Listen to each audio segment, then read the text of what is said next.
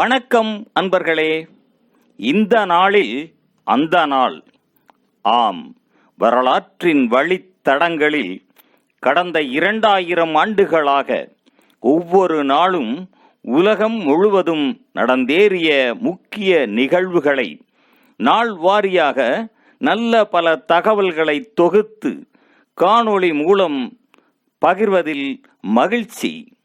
வாருங்கள் அன்பர்களே, இனி வரலாற்றில் இன்று எனும் வாசல்களை திறந்து வலம் வருவோம்.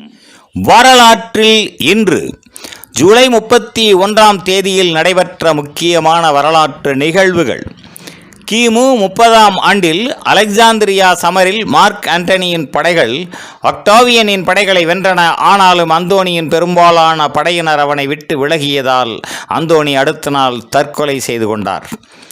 கிபி 781ஆம் ஆண்டில் ஃபியூஜி எரிமலையின் பதிவு செய்யப்பட்ட முதல் சீற்றம் இடம்பெற்றது.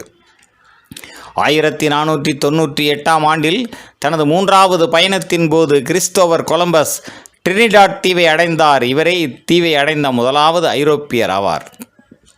1658ஆம் ஆண்டில் அவுரங்கசீப் இந்தியாவின் முகலாய பேரரசராக முடிசூடினார்.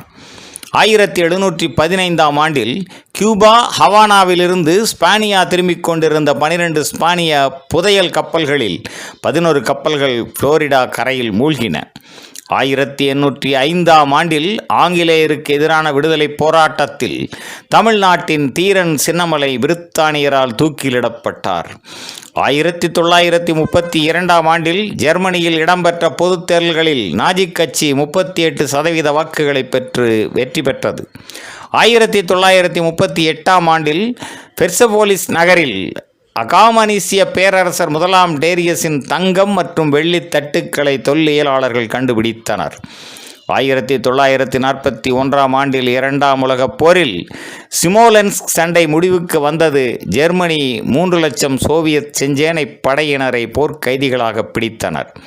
1964ஆம் ஆண்டில் சந்திரனின் மிக அருகில் எடுக்கப்பட்ட படங்களை ரேஞ்சர் 7 விண்கலம் பூமிக்கு அனுப்பியது. 1971ஆம் ஆண்டில் அப்பல்லோ 15 விண்வெளி வீரர்கள் லூனார் தரை உளவியை சந்திரனில் செலுத்தி சாதனை புரிந்தனர்.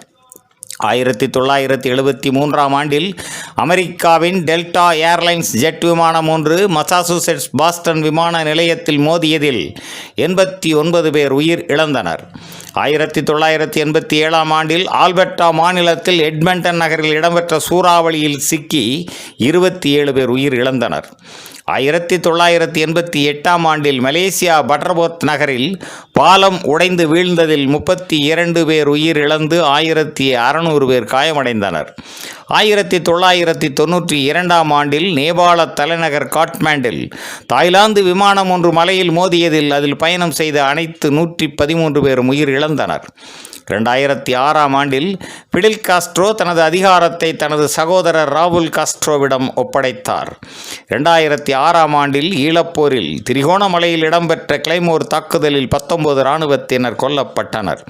2014ஆம் ஆண்டில் தைவானில் எரிவாயு குழாய் வெடித்ததில் 20 பேர் உயிர் இழந்து 270 பேர் காயமடைந்தனர். 2022ஆம் ஆண்டில் காபூல் நகரில் அல் கைதா இயக்கத்தின் தலைவர் ஜமான் அல்-லவாகிரி அமெரிக்க ஆளில்லாத வானூர்தி தாக்குதலில் கொல்லப்பட்டார். மேலும் ஜூலை 31ஆம் நாளானது மேற்கண்டவாறு பல வரலாற்று நிகழ்வுகளை கொண்டிருப்பது குறிப்பிடத்தக்கதாகும். நன்று நண்பர்களே. மற்ற நாட்களுக்கான வரலாற்று நிகழ்வுகளை பிரிதொரு காணொளியில் காண்போம். நன்றி, வணக்கம்.